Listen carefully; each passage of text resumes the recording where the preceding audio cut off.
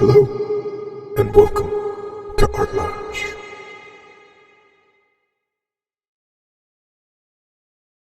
Hey everybody, welcome back to part 21 of Drawing Comics. I'm your host. I will be continuing from yesterday. I won't be doing as long of a review. It's just going to be a brief one about what we covered yesterday, and I'll get into more detail about the hand. I talked about the arm, talked about some muscles here and there, and I'll just go back to it real quick. Over here, I just demonstrated different parts of the muscles, and some people ask why. Why do you need to learn these really technical, very detailed ligaments when you don't really even draw them when you're drawing the figure, even in these examples here? But if you notice, there are certain indications of where muscles are, which make the arm look more interesting and just looks more compelling, let's just say. But in order to do that, in order to put the shadows in the right place, which is something that a lot of people make the mistake of, they just place the shadows because they see them often, but they don't know their exact locations. Sometimes when you do that, it makes the drawing look off because you're not placing them in the right spot. You're just aware of a shadow present there. So when you understand where the muscles are, how they interact with each other, how they're grouped, of what they look like when your arm moves, when your wrist moves, how that kind of sets off a chain reaction to all the other muscles and causes some of the muscles to come out more and other ones to recede. So this just kind of helps you understand that. And some people are going to ask, well, they're technical names, and do you really need to know them? And the answer isn't really that you need to know them just because, it's going to make you more proficient and more anatomically aware, for conversations about anatomy. They're just there to distinguish them from each other, so that when you do look at examples, or when you do draw them out, you know what muscle it's referring to. So for instance, when you see the supinator longus, right, in the front view, you don't really know where it is in the side view, the inside view of the side view, if you don't know the name of that muscle. So when you're drawing it a certain way, when you're drawing the arm a certain way, like in motion, knowing those terms will help you, okay, well, this is where this muscle is going to come out more, or it's going to recede more, and I could put a shadow there to show that distinction, and it's going to look right. It's not just going to be some just random shadow or random implication of the muscle being there. It's actually going to fit where the muscle is. And that really distinguishes good drawing from a bad one. When you look at some stuff, the more you study anatomy, the more you look at other people's work, or just examples of it, the more you recognize how it just doesn't make sense. Something is off, and the better you understand these things, how the muscles interact with each other, the more you spot these things. But prior to it, your vision or your interpretation of it is just kind of like a hunch. You have a hunch looking at the drawing, thinking, something is off. I don't know what, but it's not looking great. I'll move on. Whereas if it's done well, if it's actually creating the shadows and the muscles and the lines that are in the right spot, it's compelling. The eye gravitates towards it, and you just, even though you're not an illustrator, even though you're not an artist of any kind, you still like the image more. You're drawn to it more. And that's just our ability to understand physiology. We just recognize certain things, we can recognize when we look at somebody, certain parts of their body, or they're more in shape than somebody who isn't, and there are just these things, these cues that we kind of subconsciously recognize. And that's what this is really kind of for the illustrators, is to sharpen those abilities so that people who are looking at your work, their instinctive drive will gravitate towards your work. They will say, okay, this looks really good. We just kind of know or recognize that these parts of the body, where they created these shadows, where they created the muscles, fit into reality. They don't look distorted. They don't look deformed. Let's just say you're kind of avoiding your figure from looking deformed. And that has to do with aesthetic as well. The more we can relate to the body, the better, or the more appealing it is to us visually. So those are the benefits really of learning these like technical terms, learning these muscles. It really improves your anatomy. It improves your ability to draw the body in a proportionate, healthy kind of look, as opposed to like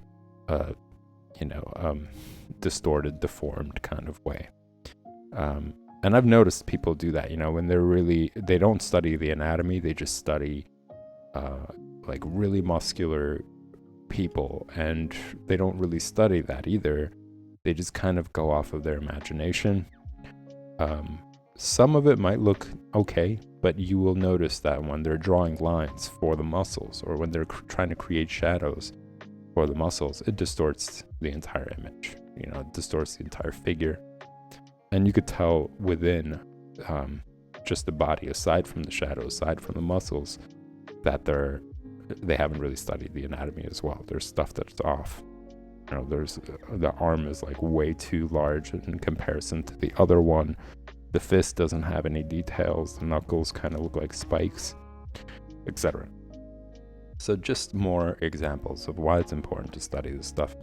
And it's great to draw them out. As you're learning these terms, then you can actually draw and say, okay, that's where the supinator longus is. Again, don't worry about the terms. The terms are just there so that you can know how they change according to the wrist movement, arm movement, the position that it's in. That's all it's for. It's to impress people that you could, label these things. You're really doing it for yourself to make the drawing make more sense, to have better understanding of all the different muscles on there. Here it's just an example of why certain muscles start to jut out more, because they're all connected to the bones here. This is the example of the palm out, where the palm is facing the camera, the viewer, and this is the opposite of it. The palm is inwards. It's facing away from the camera and the viewer. And in this range of motion, this is what happens to the bones. They cross when your arm is inwards, when the palm is facing away from the viewer, the bones cross. And these muscles that are connected to these bones, attached to these bones, they start to react, and it causes like a chain reaction. You see some things pop out more than others. So the more you understand the inner workings of it, the easier it is for you to build. You can be like, okay, this is why these things are there. So you don't fudge it. Each time you draw it, you're not drawing it differently. Each time you draw it in a way that it really does make sense to the inner workings of the body. Like thinking of in terms of like Legos, right? You could look at a really complex structure created by it, but if you don't know how the pieces connected together, what was really going on in there, it's going to look too complicated. You won't know how to actually build it from there. But once you understand that structure, once you understand the insides of it, then you could be like, okay, this is why these bricks kind of go together to create the structure.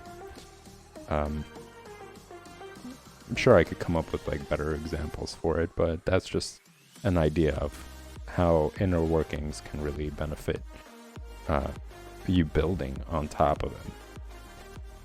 So we covered the arm, and this is also just a brief overview. This is the beginning of chapter 2.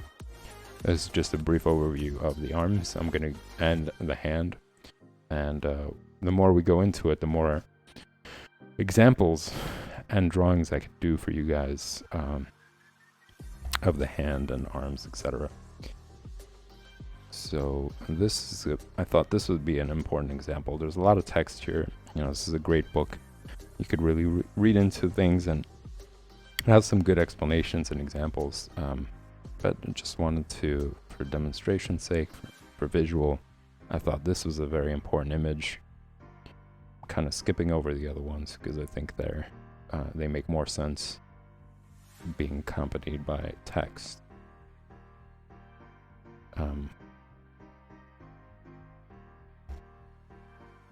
Whereas this really kind of gives you an idea of something that I mentioned before, which is objects related to each other. The distance between objects.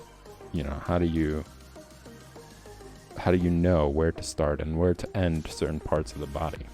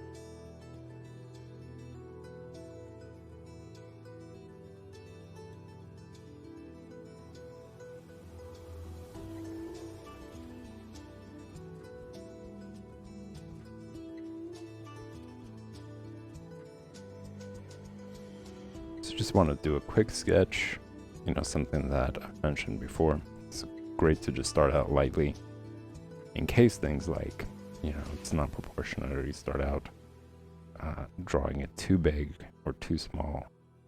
You can erase and start again.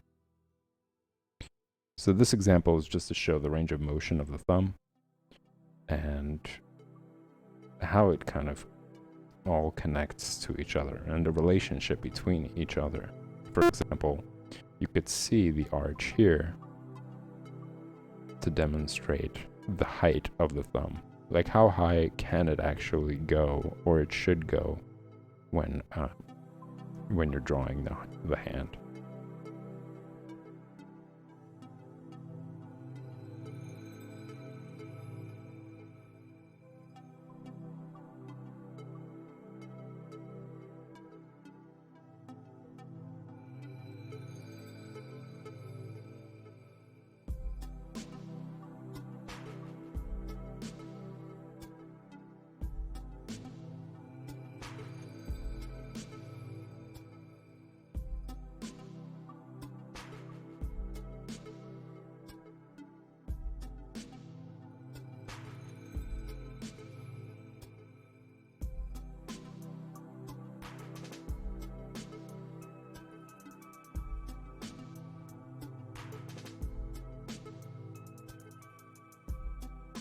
This right here just shows the range of motion for the thumb. You could see that it doesn't completely go inside the hand.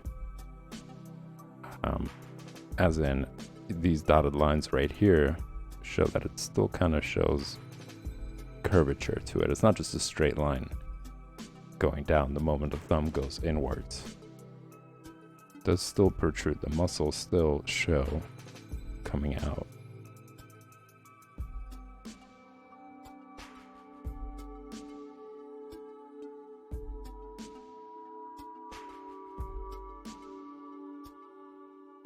So just take note of the range of motion. The thumb shouldn't go anywhere past going this direction.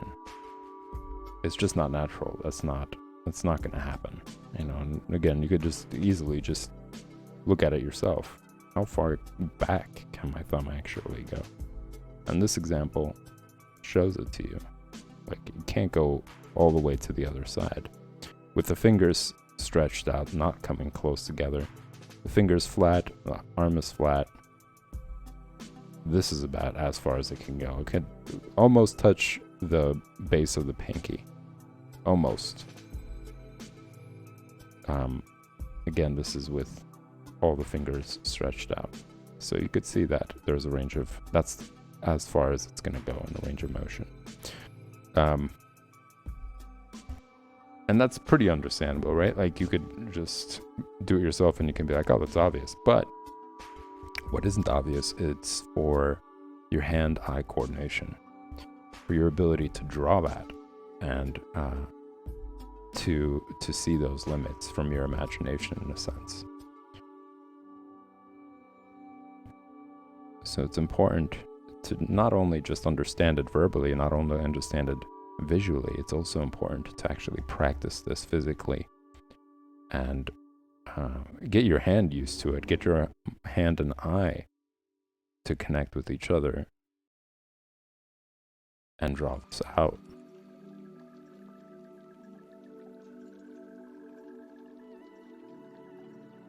And this is something that I've mentioned several times, is it's one thing to just understand it. You know, I'm trying to explain it to you guys as much as possible, but it's another thing to be able to draw it. So regardless of what examples I can give, how many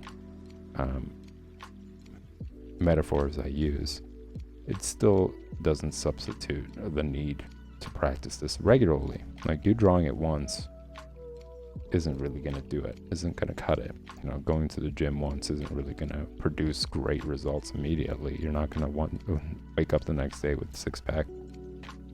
You got to keep doing it over and over and over again. And it's the same idea with drawing. You know, you drawing something once isn't going to get you the results every time you sit down to draw. You're going to have to keep practicing it until it really is ingrained. And ways to do that, ways to quicken that pace, is to challenge yourself.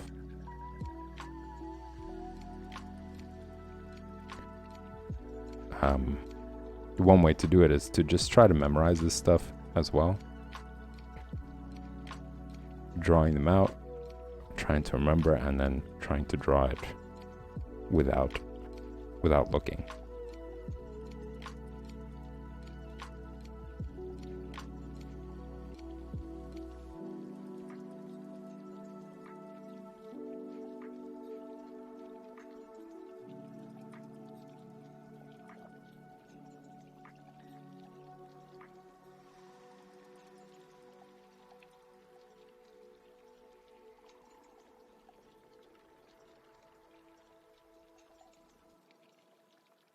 So I'm going to be making some big announcements tomorrow, throughout the day for every stream.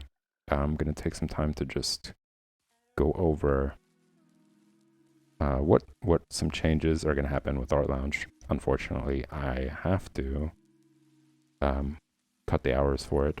Just other projects are getting in the way of it. Which is going to be reduced to 2 hours every day in the evenings. So from 8 until 10, I'm going to be streaming on Art Lounge. I'm going to release the schedule tomorrow. I'm going to show you guys what's going to happen there. But I still am going to take any suggestions you guys have and recommend suggestions as far as like whether you want drawing basics to be every day. So for example, on Mondays I would have drawing basics at 8 p.m. and then drawing comics at 9. Tuesday it will be drawing basics at 8 p.m. and then the project at 9. And Wednesday it will be drawing basics at 8 and coloring comics at 9. There'll be other opportunities as well, which I'm excited to talk to you guys about. But that's one schedule I was thinking of. The other one would be just keeping it 2 hours for each one. So Monday will be 2 hours of drawing basics. Tuesday will be 2 hours of drawing comics. Wednesday, 2 hours of the project stream, and Thursday, 2 hours of the coloring comic stream. So yeah, if you guys have preference, which would you prefer? Send me. Just trying to pull up chat at the moment.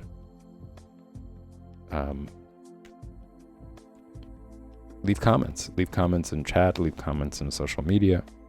Let me know which you would prefer, which would you rather see. I'm still kind of debating on which schedule is best.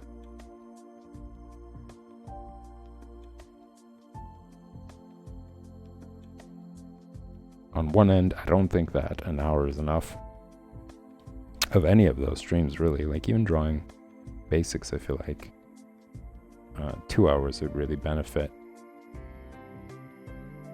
especially for the project stream too. You know, within an hour I get into the project and then I have to stop. So I feel like if it just goes on for 2 hours, I can really get more done with the project itself. And also on the weekends, I think once the weekends hit, I will be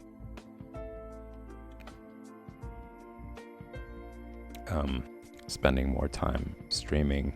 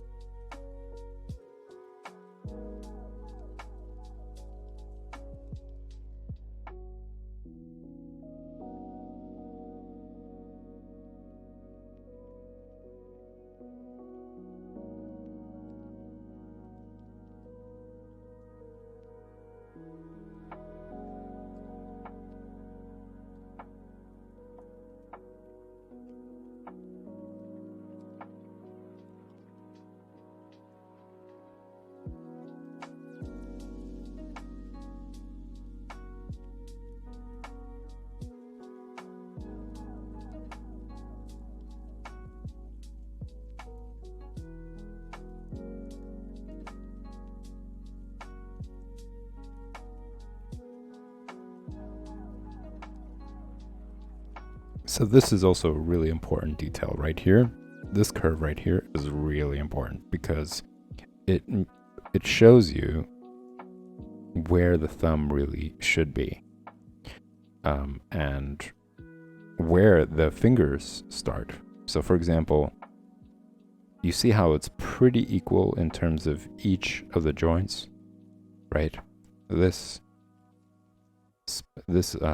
shape is kind of equal to this shape, kind of equal to this. And even if you look at your own finger, right, the distances between the joints from starting point to the next joint, they're relatively the same for the entire finger. And just notice that this curve is where the tip of the thumb ends. And that's the curve that also is shared by the first set of the joints on the other fingers. So if you were to draw, let's say, the line to the base of the fingers any higher, let's say you did it like right here, right? You draw the palm out and it seems like the palm is really long. This is a way of knowing it. Once you make that line going across, you could be like, oh, the palm is too long because this section right here is really short. I drew this line that connects the joints together at this curve, and it also connects the tip of the thumb, but the space between the joint and and the base of the finger, this space right here, is extremely short. There isn't even enough space to have a joint there. So that's how you know this palm from here to here is right or wrong. If you've drawn it right or if it's off.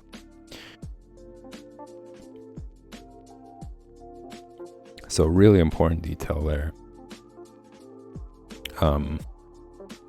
Something to look out for when you're drawing the hand.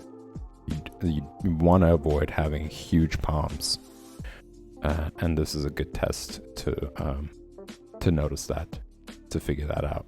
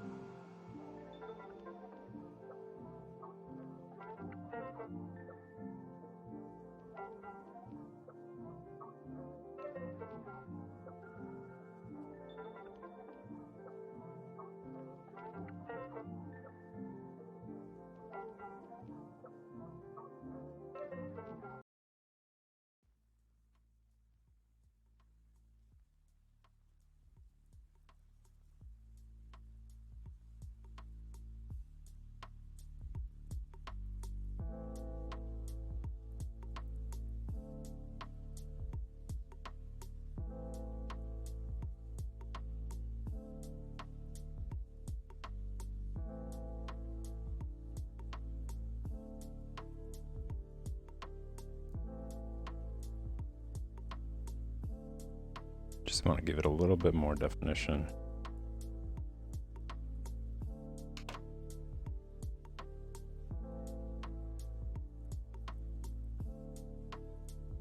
Before moving on.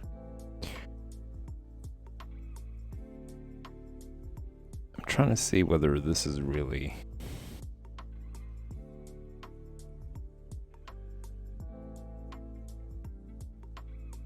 that beneficial to draw. You know, it just kind of shows that every single finger and thumb kind of come to a center point. I'm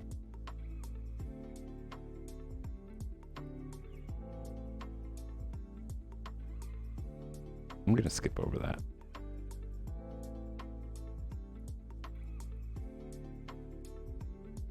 It says things like when the hand is closed, the fingers also point towards center. And that's like, yeah, but the example doesn't really demonstrate that much. It's an okay example. Again, it's something that you kind of have to just study on your own. I don't think that drawing this out really benefits that much. And from here, you know, these are brief overviews, and we'll get more into it. But this is kind of similar to these examples here are kind of similar to the arm. You know, this is basically what everything is attached to, what all the muscles are attached to. So when you understand how they're attached to the bone, you understand why the lines are the way they are. So you're less likely to create distortion in your drawings, to create deformities or anything like that. You're really gonna understand it better, the same way as when it comes to this. And you could see here just examples of how everything kind of layers on to these bones. You know, it doesn't just start and end there. These muscles start from some point and then connect all the way to the knee, let's just say. The bone is a patella, but these are just terms and ways to distinguish the muscles from each other, so that when you draw them, or when you have them in different positions, let's say, you can tell, oh, it's this muscle, and when I draw the shadow, it's going to actually make it look correct. It's going to make it look right. And you'll see a lot of people, like comic book artists, whenever they draw the leg, they will make the rectus femoris more prominent, and the vastus internus, if I said it right. The vastus internus, this muscle right here. These two muscles, a lot of artists tend to bring out, and you could even see it in this example right here in John Buscema's work here. So this muscle right here, you see that shadow right there? That's the vastus internus.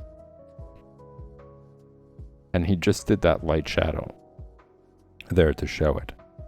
And if you could look at it, this compared to that, that's pretty accurate, right? And then you notice that this line right here, this is the sartorius. You don't have to pronounce this to people. You just have to know it for yourself, really. You know, if it's too difficult for you, if you're not getting the names or you're forgetting them or whatever else, really, you're just having to understand them in relation to each other. So that way, when you do make the shadow, like here, then you know it makes sense. That shadow does belong there, because look at these other muscles. They're behind. They're behind this muscle. This muscle is really jutting out. So is this one. This one's really jutting out. So it makes sense to really to bring that out. And here, just multiple examples on the body of, like, you see how they're just shadows. They're not really, like, you know, lines drawn all the way from their starting point to their end point. It's just suggestions of where they are, but they're placed in the right places. These suggestions are placed where the muscles actually are. And that brings out a great drawing, right? It brings out a non-deformed, pretty relatable, aesthetically pleasing figure.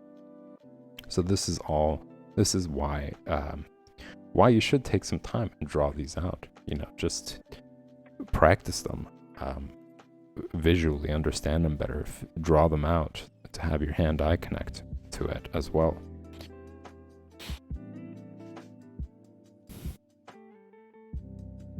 So I'm going to be concentrating on that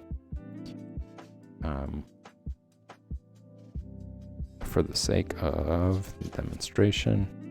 And we're coming so close to finishing up the sketchbook. There's like, I'm going to say like 4 pages left, 4.5 pages. I'm planning to just cut this straight and do some little quick drawings here as well.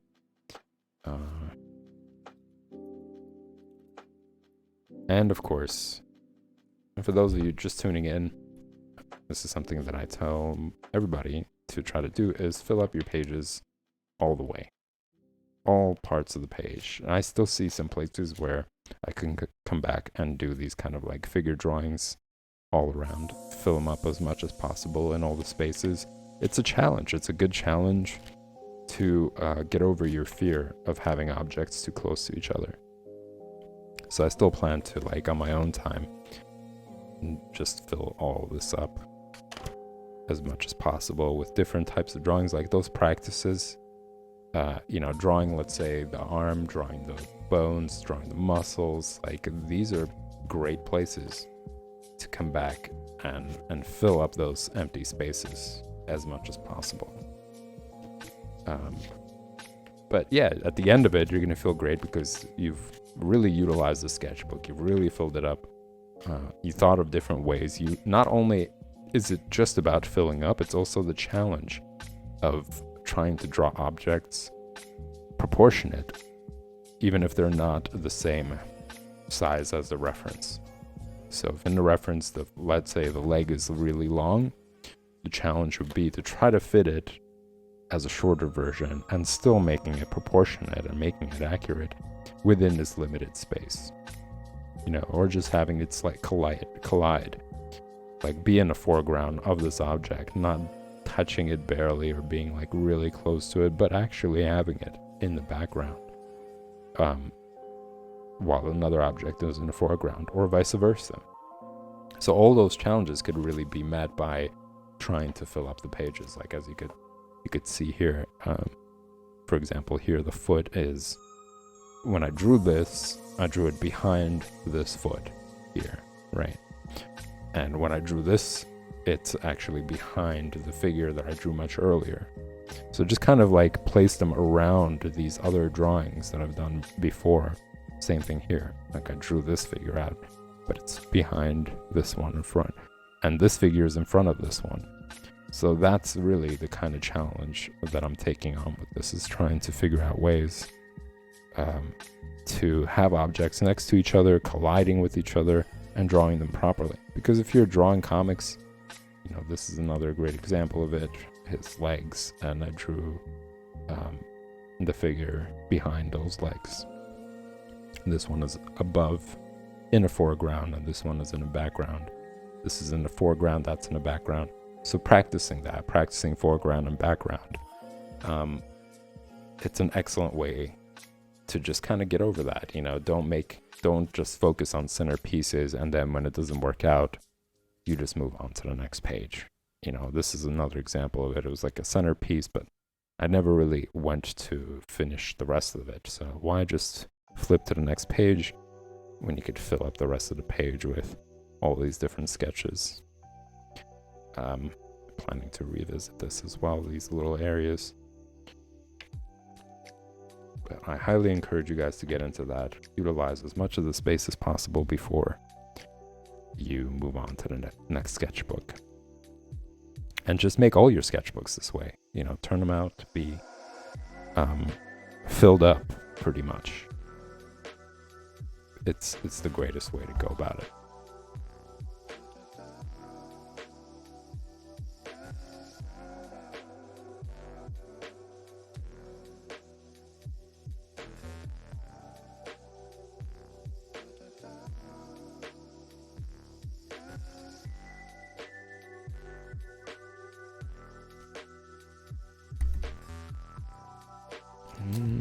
Let's see here. Do I have time to do a quick sketch of the hips or the legs? I'm just gonna go with it. The stream is about to end, ladies and gents. As always, thanks for tuning in. And as I mentioned, tomorrow, big day. I'm going to be making some big announcements, some schedule changes, unfortunately, but some other news that's fortunate and fun. It's going to give you guys the opportunity to be part of the stream, to be part of the live stream, to grow the Art Lounge community. So mark your calendar, mark your schedule for the day to make sure you tune in to check out what it's all about, what this new announcement is going to be, and what are all these new opportunities that are going to surface.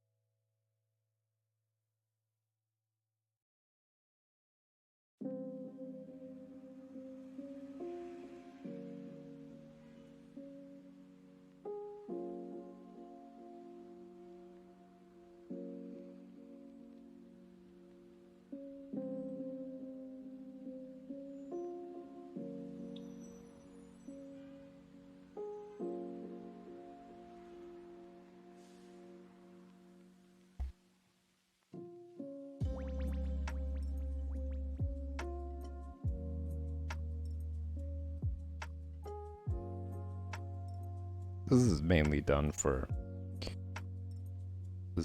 fun. When I'll be back again tomorrow, I'm gonna redraw them, but they're gonna be as demonstrated here next to each other so that I can talk about it more. You guys can see the whole process from start to finish.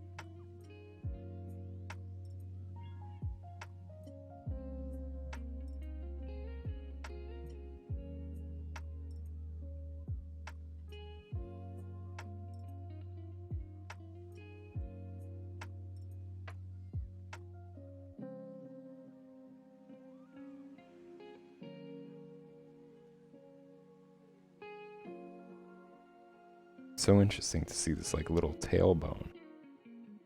It looks like a little tail. That's just not...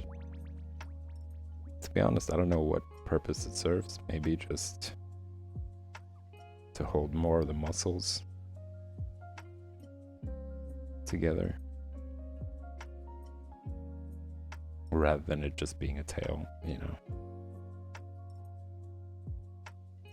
I'd imagine if that isn't there, our butts would be even more flat. Just by looking at it, like, if that piece isn't there and we have like all these layers on top of it, we'd have much flatter butts.